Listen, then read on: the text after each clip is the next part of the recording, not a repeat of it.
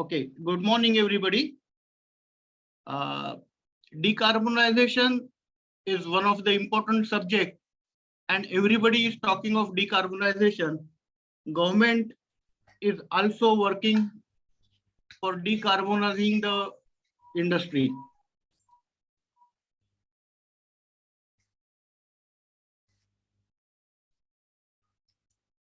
Though India's emission currently stand at a merely 1.8 tons CO2 per capita, it is still world's third largest emitter at 2.9 gigaton of carbon dioxide, or we are at 4.9% of global emission. At COP26, India set out its plan to help slow down the half global warming with a 2070 net zero target, while we support the global net zero ambition of decarbonization by 2050. This means by 2050, the global and the developed countries are going to decarbonize, but India has agreed to decarbonize its operations by 2070, not by 2050.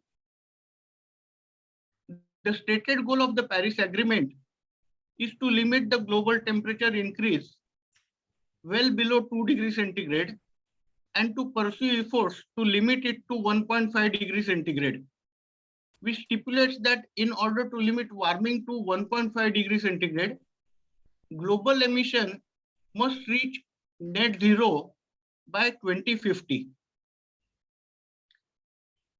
India's growth towards decarbonized economy by the year 2070, especially considering the size of its population, is meritorious. In the process, there will be a 1 billion ton reduction in projected carbon emission by 2030. We are in 2023 and the next 6 years will go very fast, which is the key milestone to hit one of the way to net zero economy. Sir, screen is not changing if you are changing it. I will change it once I go to the next slide. Fine. I'm still giving you the briefing on the first screen. Okay, fine, sir. I'll switch over. I will take another about 45 seconds or maybe 1 minute. Fine. Continue, sir, please. Sorry for interruption. 6 sectors contribute roughly 70% of India's overall emission. These are the power sector, automobile, aviation, steel, cement, and agriculture. India has taken proactive steps and make commitments. For instance, its updated national determined contribution for 2030 commits to its half of power installed capacity from non-fossil fuel-based energy resources and to achieve 45% reduction in emission from its 2005 level. Means we have taken a 2005 level as a standard, and by 2030 we should have a 45% reduction. India may need an estimated investment of $2.7 trillion for making this decarbonization up to 2050. India has reduced its emission intensity of GDP by 1.5% per annum over the last decade. It means the government has already taken the actions and those actions are giving the results. In automotive, 100% of two-wheelers, three-wheelers, and light truck sales may need to be electric early in the next decade. All car sales would have to be electric by 2035 and trucks by 2050. For this, the battery cost may need to decline by 40% in 2030 relative to today. The charging station infrastructure also need to increase 13 times by 2030 and 40 times by 2040 relative to today. Green hydrogen, which is not going to be economical compared to other alternatives until 2030 would need a subsidy of $60 to 80 per kilowatt for electrolyzer manufacturing and the carbon credits. Okay, India currently generates 2.929 gigatons of carbon dioxide. This is contributed by power sector 34%, industry 28%, agriculture 17.8%, transport 9%, water and building waste 6.2%, building 4.5%. And the industry is complete industry is considered where the iron or steel, the cement, the lime and everything is coming. So this is an overall general contribution to the carbonization. Now, when we are talking of decarbonizing the transport sector is consisting of highways, ports, railways, urban transport, rural transport, intermediary water transport, and multimodal transport. So this is a complete totality we are talking of transport sector when we are talking of decarbonizing the transport sector. Now, the travel emission comes from the different areas, and this slide is showing what are the contributors for the travel emission and how much it is contributing. The road transport like passenger car, two-wheelers, buses and taxis contribute 45%. Road freight like trucks and lorries contribute 29.4%. Aviation contribute 11.6%, of which 81% is from passenger car, passenger travel, and 19% is from freight. Shipping contribute 10.6%, and rail contributes 1%. Other areas, which is mainly transport of oil and gases, water, steam, and other materials via pipeline, contributes to 2.2%. Since the road sector is a major contributor, the focus is on the road sector to minimize the carbon generation. Here in this slide, the same thing is represented, but in a graphic form. The passenger cars is having 41% contribution. The light duty truck is having 17%. Medium or heavy duty contributes 23%, and the balance is from the other areas. Now, the best way to decarbonize is to go away with the transport sector. However, it is practically not possible to go away with the transport sector. In the situation, can we avoid the transport system using fossil fuel? If we had to avoid the transport system using fossil fuel, there are alternatives where you have to use completely renewable fuel, or the best way we can avoid the use of cars and scooter and go by either walking or by cycling. I think the cycling will be the best way because it not only reduces the carbon emission, however, it is necessary in the current situation as it gives the required exercise to the body, which is very essential, especially for those who are working and doing office job, like in IT sector. So instead of going out and doing exercise, they can do the exercise when they are going to the office and coming back from the office. This is a scenario of our tier 1 and tier 2 cities, where the transport conditions are very bad. The number of vehicles on road are very high, and it takes a lot of time to commute. I personally feel that this is mainly due to number of vehicles which are increasing on road day by day, but the roads are not able to expand in that fashion. And this is existing transport system, especially in Pune, which is not reliable, which is not in time, and which do not have the connectivity as it is required, is one of the reasons for more number of vehicles on the road. And with metros coming in, if we can improve the efficiency and availability of the city buses, I think this can be controlled. This slide is showing a lot of pollution which is there. And the polluting vehicles and the vehicle which are not maintained need to be removed from the road.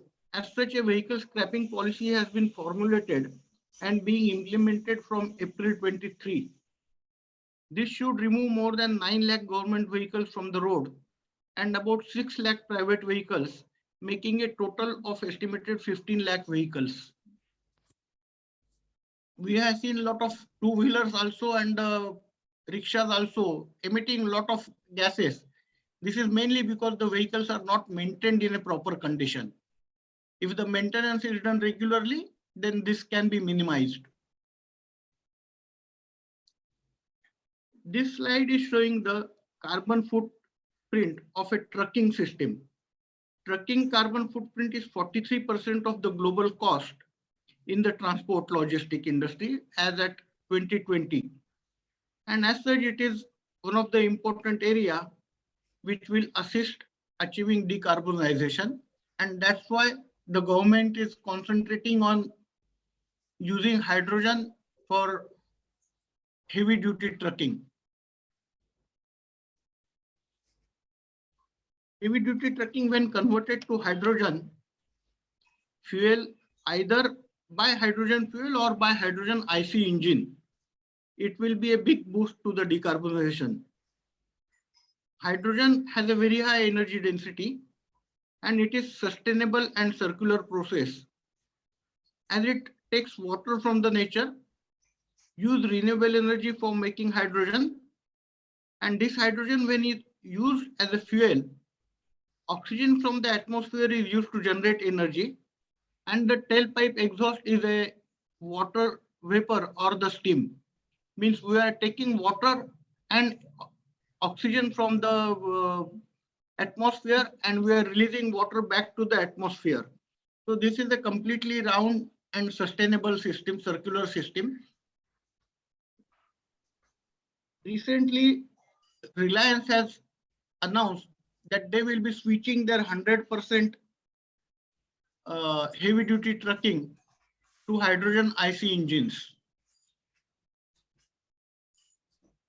In order to decarbonize the transport sector, government has already issued a mandate to have non-polluting vehicles like battery electric vehicle, hydrogen vehicle, nitrogen gas vehicle on the road. Sorry, natural gas vehicle, not nitrogen gas, it is natural gas. By 2030, in a moderate scenario, 17% of two-wheeler, 14% of cars will be on the road, whereas by 2050, it should be 75% of two-wheeler and 60% of passenger cars. Also, the natural gas passenger cars on the road will be 23% by 2030 and 30% by 2050 in a moderate scenario. We are not considering the baseline scenario and we are not considering the high ambitious scenario because it seems difficult to achieve the high ambitious scenario. So we go with the moderate scenario, and this also gives a lot of boost to the decarbonization.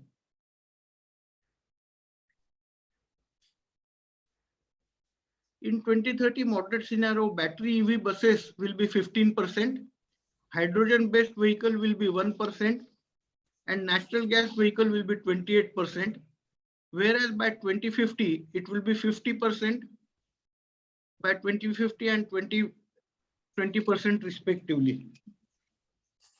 The trucks by 2030 in moderate scenario will be 11%, battery EVs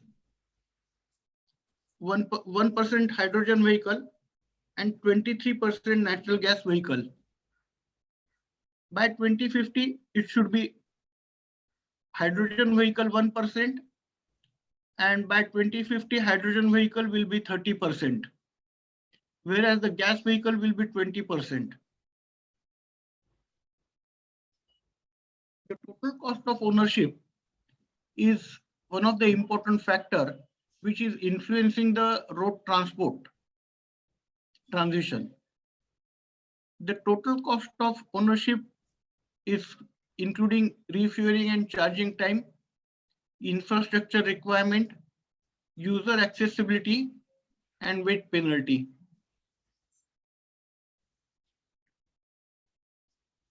In diesel, there is no question because diesel and CNG vehicle, the total cost of ownership is already accepted by the consumers.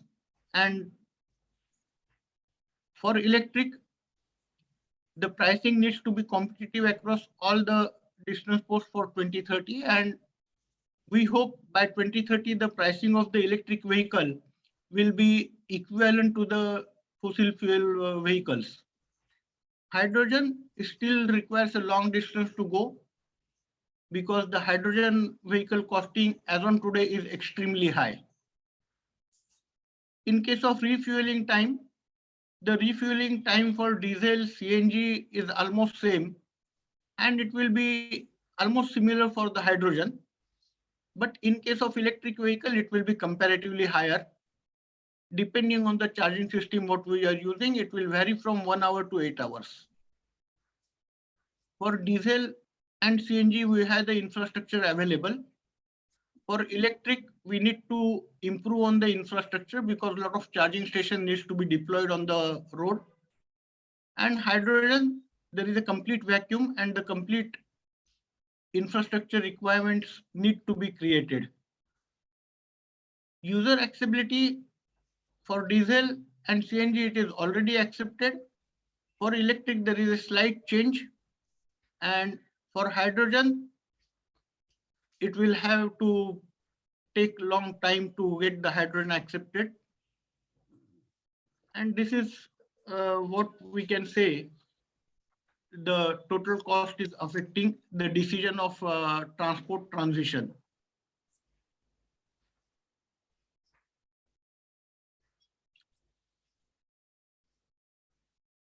Now, in this slide, we have shown the different type of greenhouse gases generated or the emission generated. The emission is consisting of carbon dioxide, the nitrogen oxide, the sulfur oxide, and PM 2.5. These all gases are harmful to our public health, and that is one of the reasons why we are talking of decarbonizing. Decarbonizing the transport sector can help to substantially reduce these impacts and have several additional potential benefits, such as improvement in public health, improved fuel savings, reduced noise, and improved quality of life.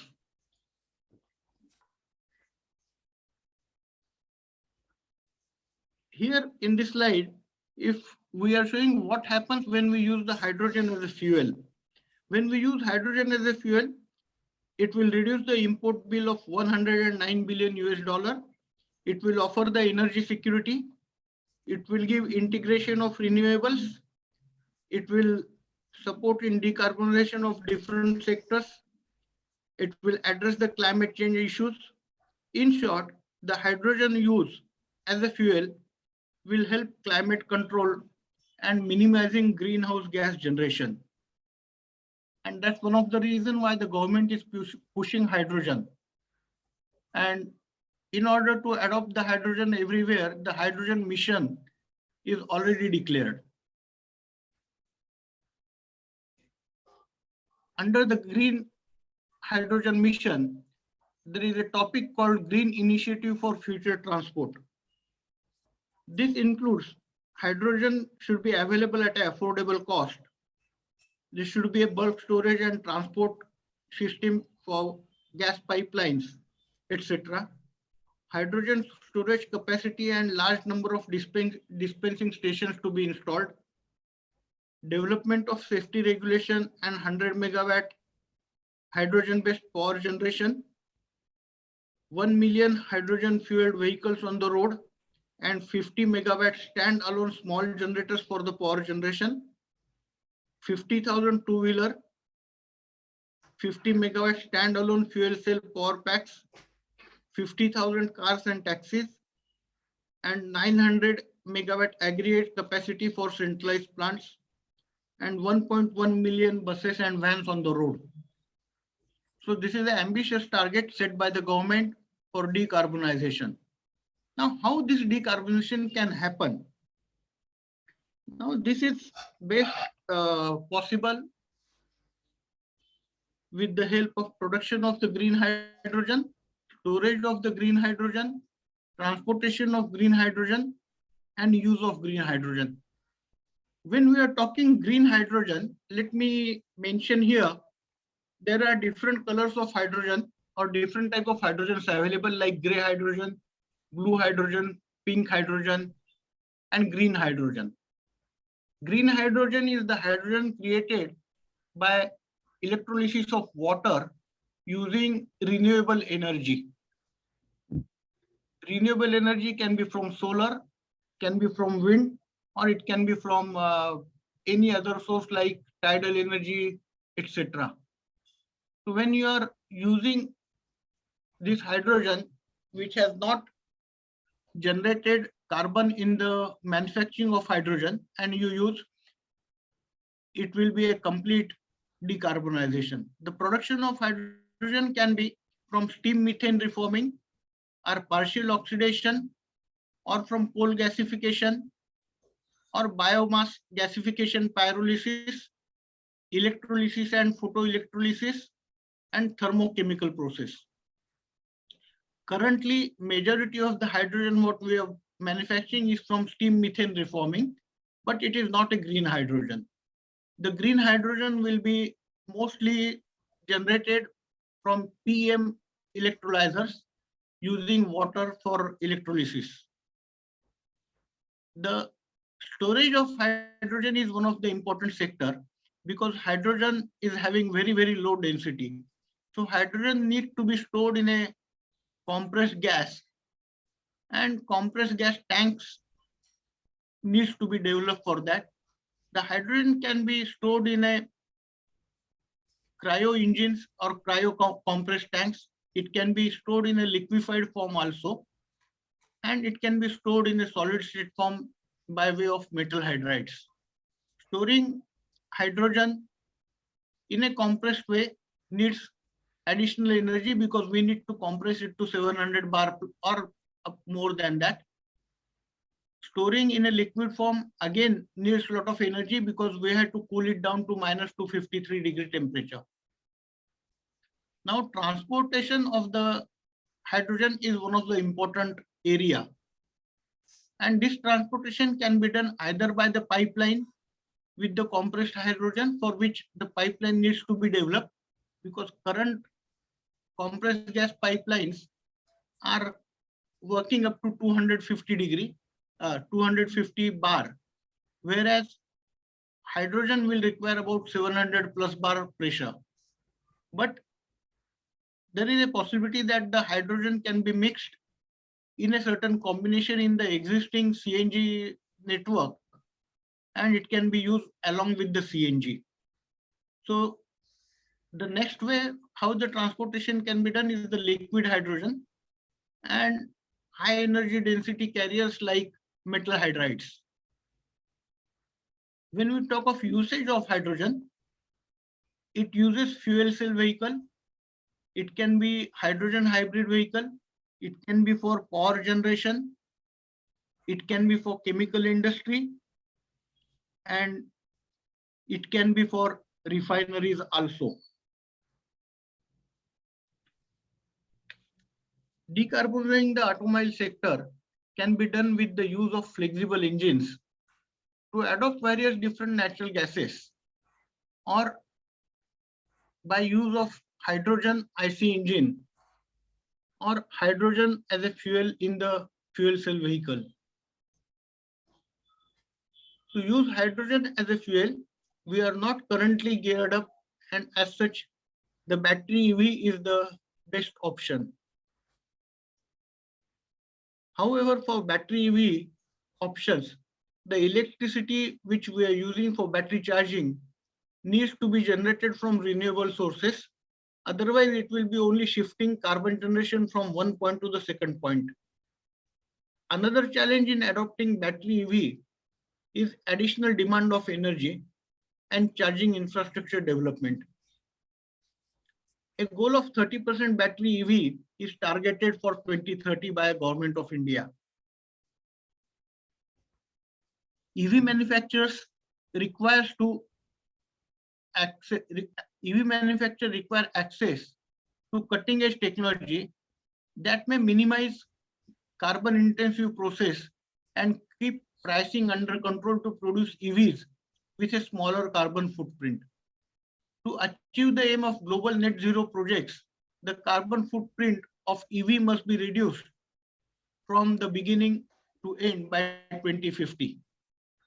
Use of alternative fuels such as biofuel, synthetic fuel, CNG and hybrid vehicles can contribute significantly in decarbonization.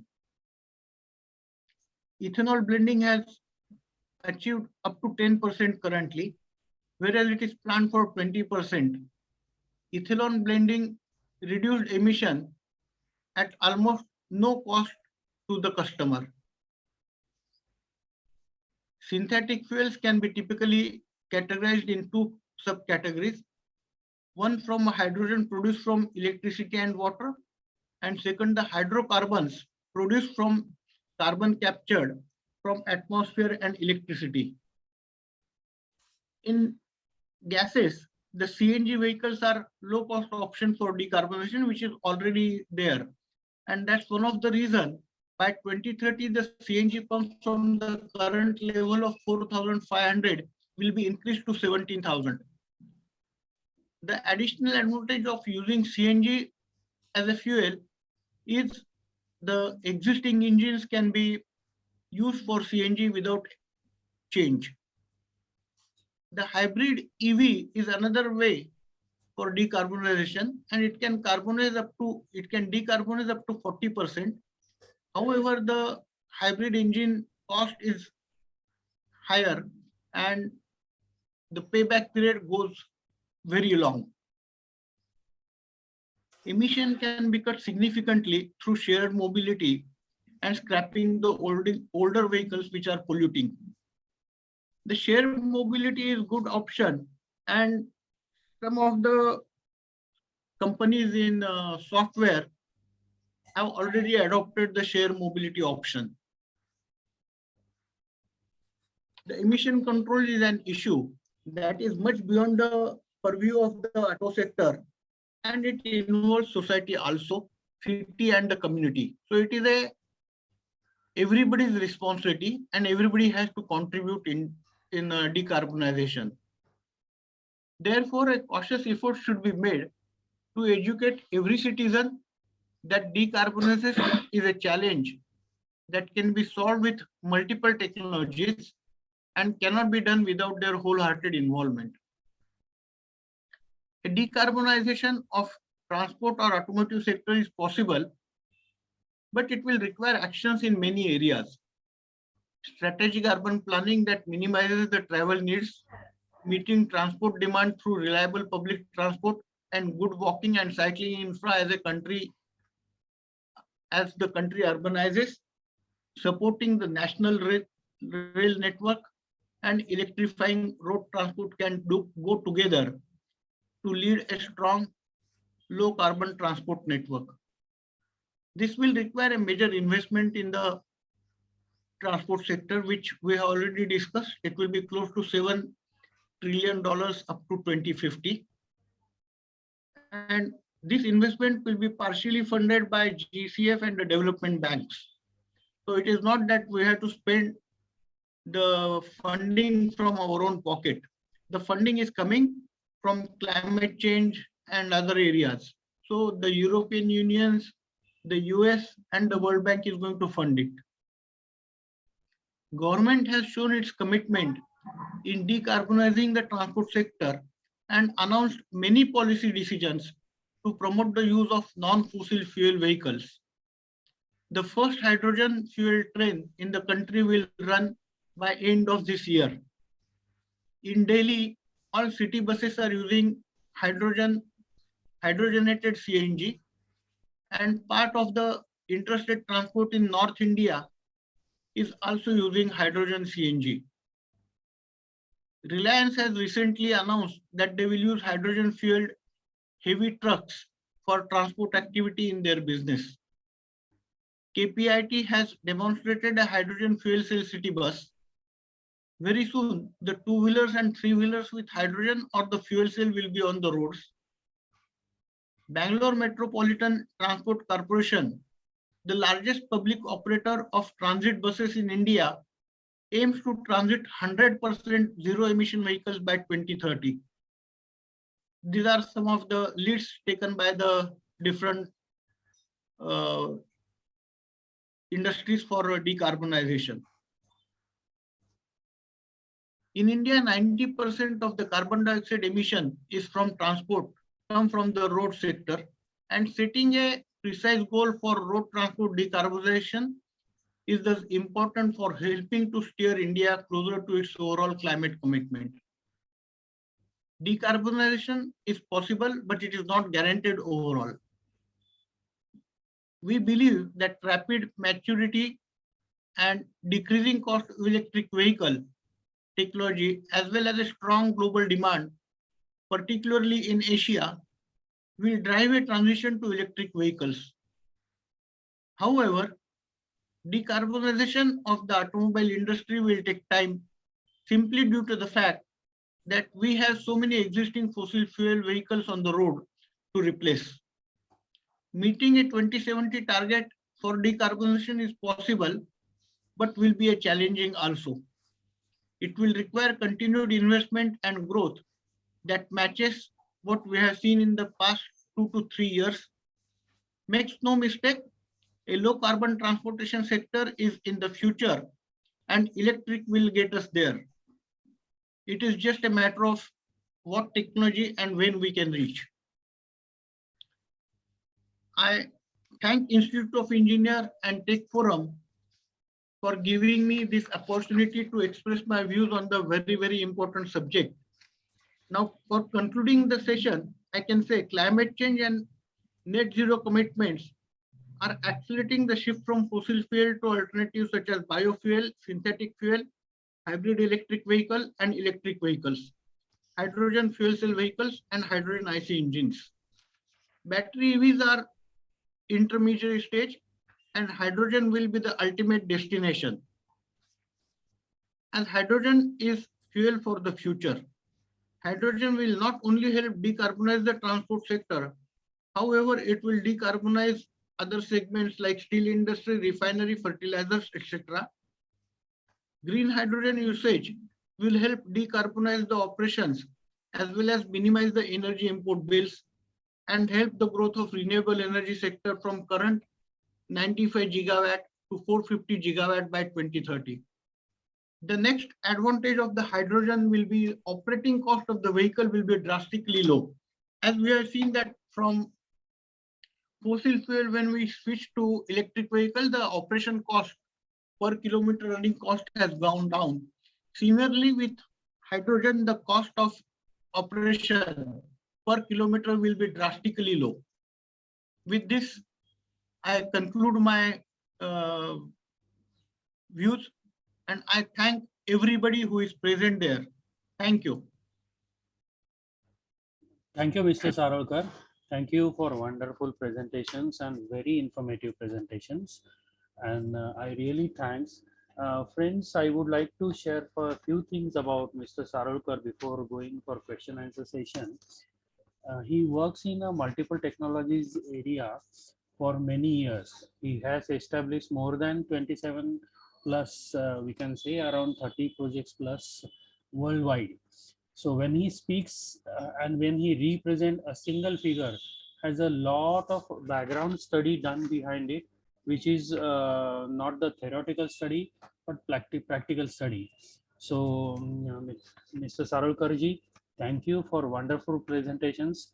And this Tech Forum platform and Association of Engineers is really proud of you to be having such a wonderful speakers here on this platform. Now, friends, we can start question answer sessions right now. Please introduce yourself and ask your questions to Mr. Sarolkar. Mr. Sarolkar, you can switch on your video now. Yeah, I'm trying to see that from where to Fine, switch fine, on. fine, fine. If it is not happening, very okay. You Yeah, can. it is on now. It is on. Oh, great, great. And if required, then keep presentation on. Otherwise, you can switch on presentation. Switch off I have presentation. off the presentation. I don't Array, think it yes. is required now. Nice to see you in a full screen. Yeah, thank Okay, you. friends, please ask your questions one after another. Please introduce yourself.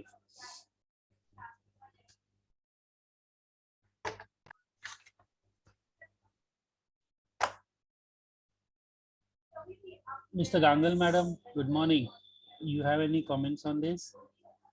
Please Hello. share it. Hello. Good morning, madam. Yes. Nice to see you after a long time. Hello. Hello. Yes. You are audible. I have a small question. Please. Please go ahead. Yeah. We always talk about the vehicles on the road, but do the aeroplanes flying, large number of them now, will be Yes, a source of pollution? it does contribute to the carbonization, and we have given the percentage how much it is contributing in the carbon generation. There are recent developments where the completely green fuel, biofuel, is used for the aeroplane, and they have done the trial runs also. Last week only, one of the flight was completely run with the biofuel, and it took about 4,000 kilometers distance. But how much is the contribution? Contribution is, I think, about 1 second. Let me go back to the presentation, because when I'm saying, I have to be completely authentic. I should not say vague figure. Just a minute. I will contribute. It is a 7% by the commercial aircraft. Yes, exactly. So, and the semiconductor industry, which is the government is planning now, its pollution also is going to increase a lot. So, will it be advisable to have the semiconductor industries, or you should avoid? I don't think that I'm authorized to say something on this subject, because I'm not well acquainted with the semiconductor industry, and I don't know how much carbon generation they will have or how much they will help to minimize. So sorry, I'm not able to reply to your question. Okay, thank you. Thank you. And thanks for a very nice presentation. A lot of information I could collect from your presentation. You're welcome. Thank you. Even Thank you. apart from this session, if you need anything, you are welcome anytime. Yeah, sure. Sure. Thank you. Thank you. Gangal madam, I would like to add my comments about semiconductor industries here. The semiconductor industry is not been promoted in India because of the pollution control requirement, but the overall development of electronics and other component of vehicle industry, which are obviously participating into the reduction of emission control. But Especially the water pollution is too much in with this for this industries. yeah, but at So if ground you- level, for comparative percentage, if we go back to that particular industries and the pollution comparison within other available solutions, they are still quite considerable at this moment. If new technology and stuff come along with the lower emission rates and pollution rates, might be changed to that new technology. But now, as a nation, as a world, what the development we are looking for, fast development for security purpose, for comfort level purpose, these type of thing, industries are encouraged by the government of India to promote in India. So also it avoid a dependability, and that is one of the reason what we are focusing on that also. So thank you for allowing me to share my views. I am Anil Chaitanya from Tech Forum. Please go ahead for next question, sir. One minute, Anil, I would like to add here something. Yeah. Gangal madam, I don't think that the reason why the semiconductor industry is not developed is pollution. That cannot be the answer, or that cannot be the main reason behind it.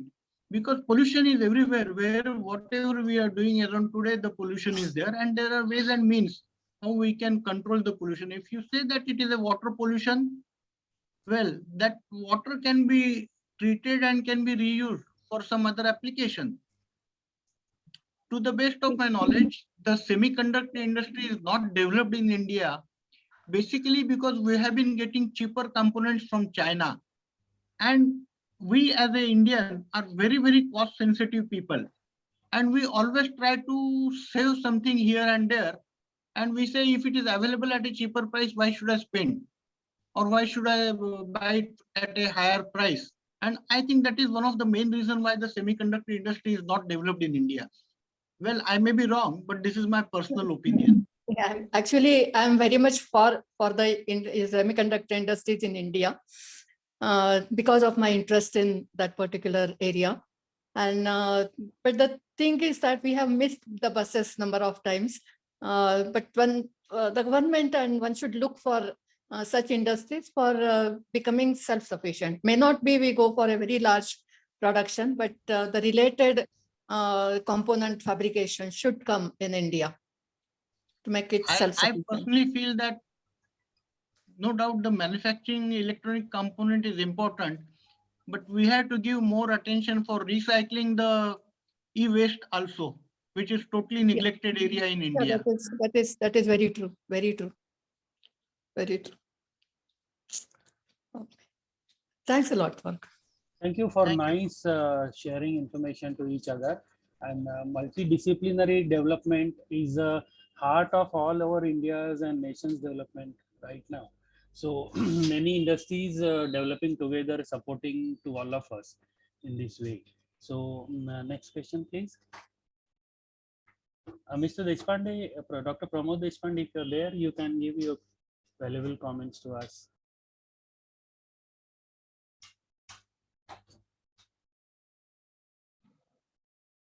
Are you there, Dr. Pramod? Yeah. Nice to talk to you, sir. How are you? Good morning. It was a nice presentation. Yeah. It can give an overview on the hydrogen use in transportation sector. It is definite that it is more coming as a heavy vehicle to shift to the hydrogen with fuel cell. That means hydrogen, and that is the most possibility. And that I think most of the development are taking place in that direction, as long as the heavy vehicles are concerned.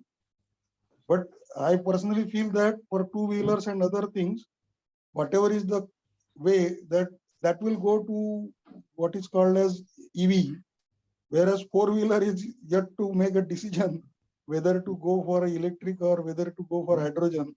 I think time will decide, but it will shift to hydrogen storage and hydrogen fuel cell. That is what I feel. Thanks for your request. Doctor, Thank you, doctor. electric will be there by 2030, and No, hydrogen my passenger feeling car. is that two-wheeler will go with the electric, whereas four-wheeler will go with some hydrogen fuel storage, like solid state fuel storage like metal hydride, and followed by the fuel cell, because overall compactness is more important, and hybrid storage gives more compactness for the hydrogen storage. That as the hydrogen storage become very compact, I think fuel cell will come up and will give a solution to the so-called electric vehicles in the medium sector automobile. Of course, cost is a major threat, and that is why I cannot comment. But as a technology, the development towards decarbonization, I personally feel that this is the way it will go. Because though two-wheelers, the consumption of the two-wheelers for the EV, though there will be very large in number, but percentage-wise it will be very less. Decarbonization with the heavy vehicle with hydrogen is already taking place. And that is why the in-between solution will precipitate. That is what I feel. Because as of now, we don't talk too much about hydrogen. Hydrogen storage by hydrides is no more much talked about, and there is a lot of research going on, but which is not commercially explored right as of now.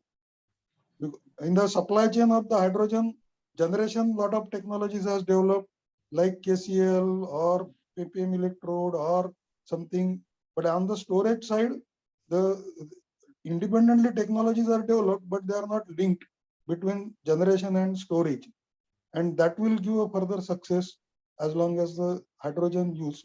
But it is definite that after 2030, or rather electric vehicle is a, what I can say, is a stepstone to go to hydrogen use for decarbonization. Yes, you are absolutely right, sir. Thank you for sharing your views.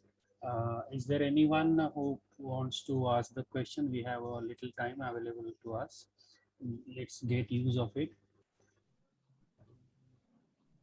In the meantime, I would like to share till next question comes in front that I feel proud of Tech Forum platform. What happened, many times we talk about electric vehicle, electronics technology, electric technology nowadays related to auto. But there are a lot of modifications also taking place in existing technologies at auto level.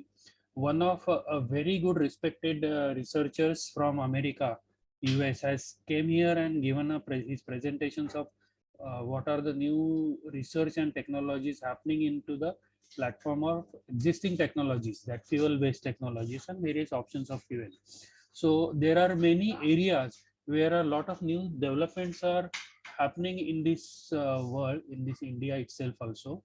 And as I say earlier, it is a multidisciplinary development now required. For example, electronics industry need to contribute to auto industry also need support from various other industries, including emission and all other departments and all these things. So today's presentations and information is really value addition in all direction for these things. And once again, I would like to share with all of you that in many technologies, Mr. Sarolkar is a really expert person who has delivered many projects worldwide. And please feel free to contact Mr. Sarolkar as and when required for your technological development as well as all type of development. I request Mr. Sarolkar to share your phone number on chat box. So anyone wants to talk to you, we can connect directly to you. As well, you can talk to Tech Forum. Also, we will connect with you, with Mr. Sarolkar.